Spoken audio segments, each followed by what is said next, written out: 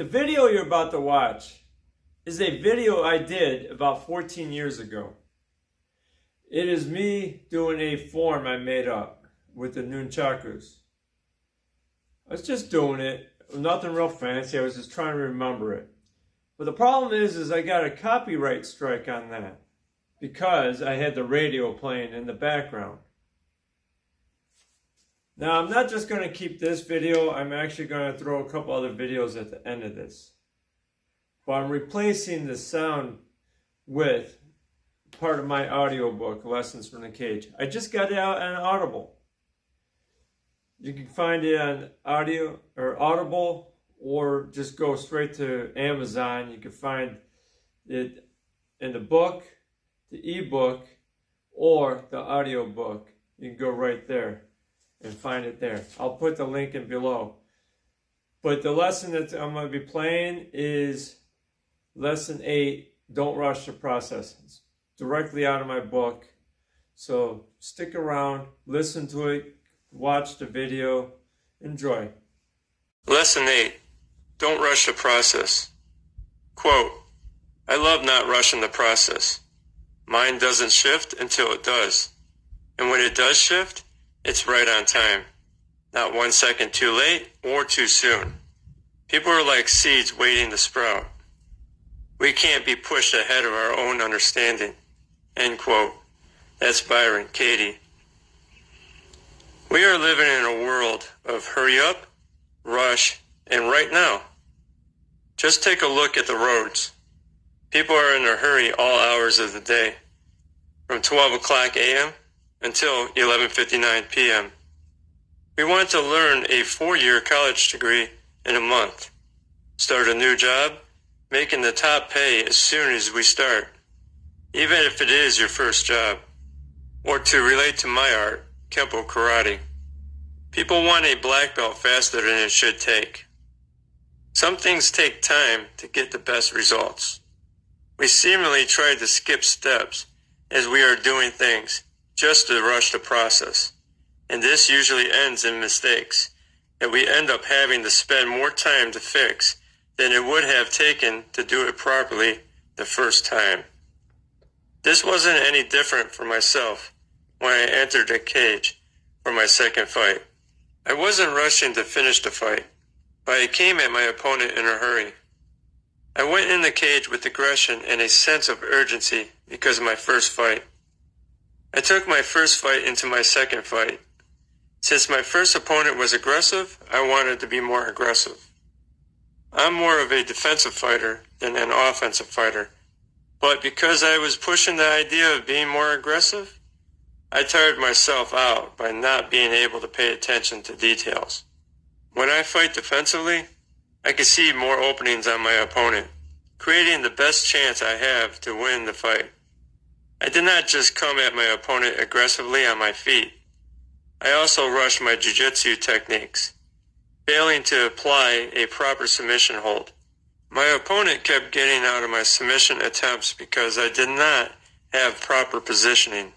In Brazilian Jiu-Jitsu, there is a saying, no position, no submission. If you're not in position to even begin and secure the move, you can't apply the submission effectively. My opponent faced the same problem in one of the rounds when he had me in a lock. It's called a key lock, also known as an Americana.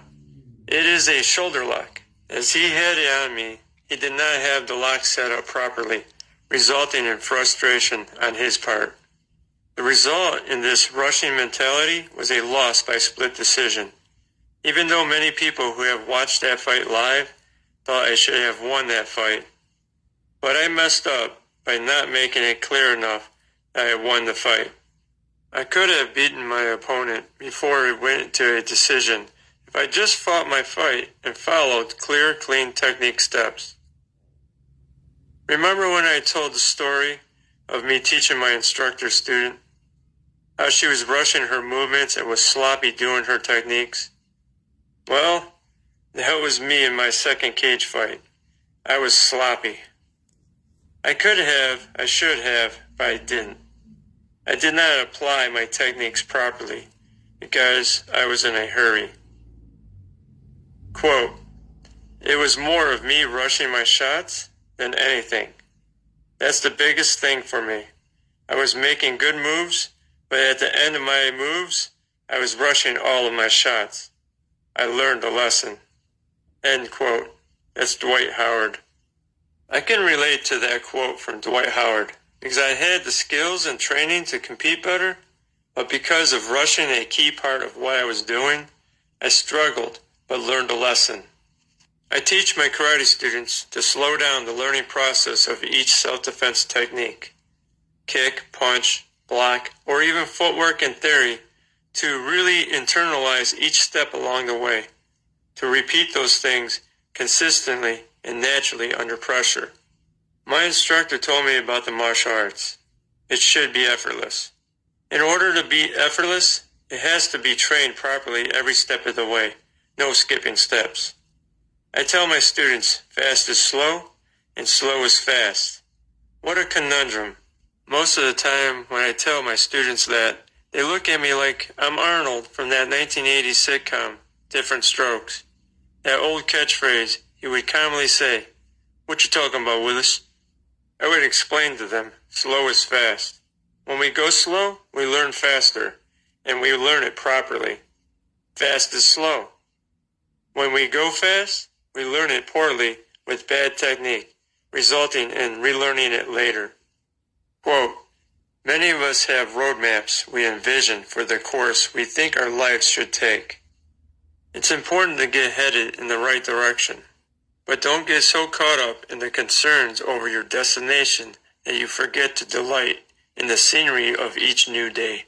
Remember that some of the secret joys of living are not found by rushing from point A to point B, but by inventing some imaginary letters along the way." End quote. That's Douglas Pagels. These are not things just reserved for sports and learning, but there is life application in this don't rush the process theory. In life, we have a tendency to rush the process in whatever we are doing, resulting in stunted growth mentally, physically, spiritually, and financially. If you seek peace of mind, but still hang around stressful people and places, it will defeat any peace of mind progress. If you are wanting to improve your health, and you get this great workout plan, but don't match a proper diet with it, it would not be advantageous for the health improvements you seek. If you want to be more spiritual, you can't do non-spiritual things more than filling your spirit with godly spiritual things. If you seek a financial breakthrough without changing your current financial habits, it will not result well. All things worth something have a process which leads to a positive structure. There is a quote I found with an unknown author. "Don't rush the process. Good things take time." Bible quote. "Don't turn your back on wisdom, for she will protect you. Love her, and she will guard you." End quote. That's Proverbs 4:6 NLT.